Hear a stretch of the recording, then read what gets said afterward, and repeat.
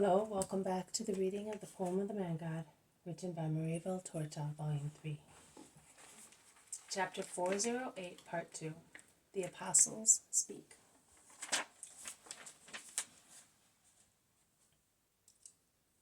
Bartholomew and the Zealot make the same gesture and utter the same words.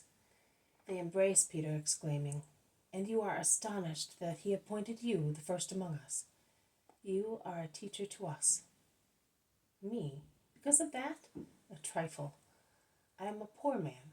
I ask you only to love me by giving me wise advice, simple, loving advice.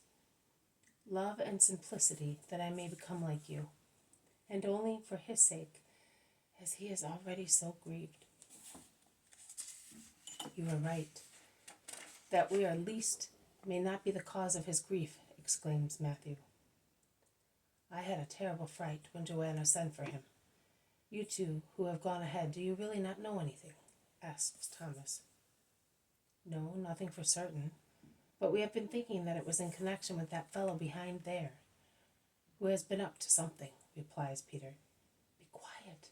I suspected the same when I heard the Master speak on the Sabbath," admits Judas Thaddeus.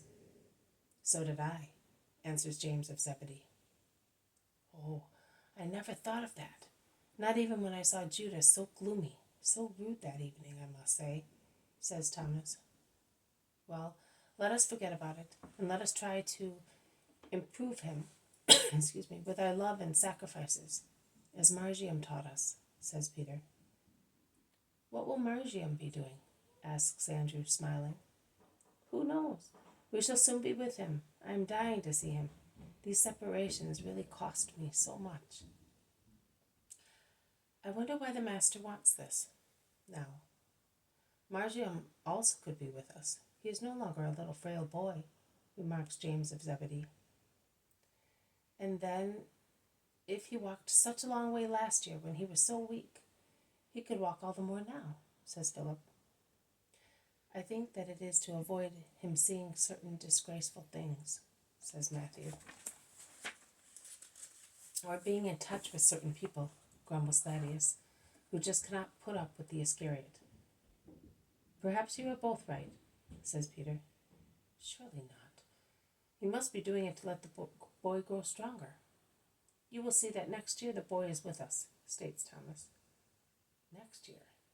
Will the Master still be with us next year?" asks Bartholomew pensively.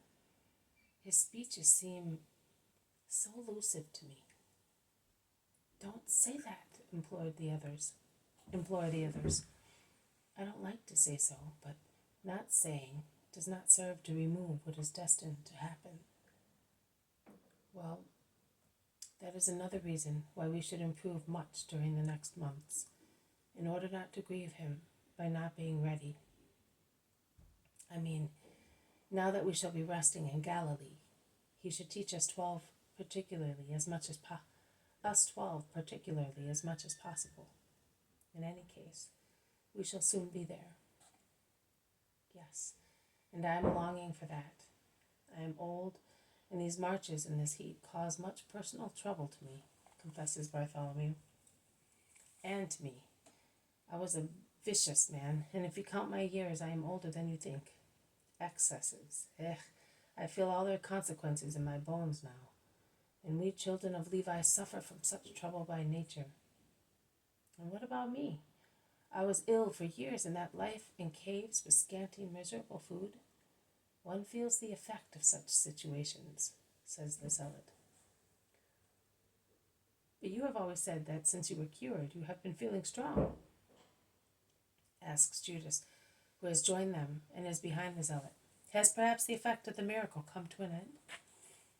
The disfigured but expressive face of the Zealot makes a typical grimace and seems to say, "He is here. Lord, grant me patience." But he replies most kindly, "No, the effect of the miracle is not over, and you can see that. I have not been taken ill again. I am strong and healthy. But years are years, and fatigue is fatigue. And this heat, which causes us to get as wet with perspiration as if we had fallen into a ditch, and the nights, which I would say are ice cold as compared with the heat of the day, and freeze perspiration on our bodies, while the dew adds more humidity to our garments already wet with sweat.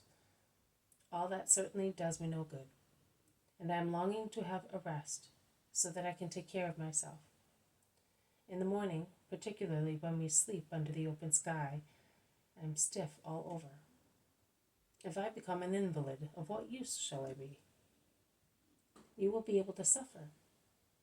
Jesus says that suffering is as good as work and prayer, Andrew replies to him. That's all right, but I prefer to serve him apostolically, and you are tired too, admit it. You are tired of continuing this life without any prospect of pleasant hours.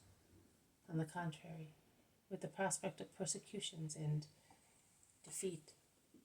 You are beginning to consider that you are running the risk of becoming an outlaw once again, says Judas of Kerioth. I am not considering anything. I am saying that I feel that I am going to fall ill. Oh, as he cured you once. And Judas laughs ironically. Bartholomew feels that another squabble is approaching, and to divert it he calls Jesus. Master, is there nothing for us? You are always ahead of us. You are right, Bartholomew, but we are going to stop now. See that little house? We will go there because the sun is too strong. We will set out again in the evening. We must make haste in going back to Jerusalem because Pentecost is close at hand. What are you speaking of? Judas Thaddeus asks his brother. Just imagine. We began to speak about Joseph of Arimathea, and we ended up by talking about the old property of Joachim at Nazareth and about his habit, as long as he was able to do so, of taking half of the crops for himself, giving the rest to the poor, which the old people in Nazareth remember so well. How abstinent were those two just people, Anne and Joachim. No wonder they were granted the miracle of a daughter, of that daughter. And with Jesus I was recalling the past, when we were children. And they continued talking while going towards the house through the sunny fields. Jesus says, you will put here the vision of the miraculous gleaning on behalf of the little old woman in the plain between Emmaus on the plain and the mountains towards Jerusalem, which you had on September 27th, 1944. This has been a reading from the Poem of the Man God, written by Marie Valtorta, Volume 3, Chapter 408, Part 2, The Apostles Speak. Thank you for listening. I will see you tomorrow. May God bless you, and may peace be with you.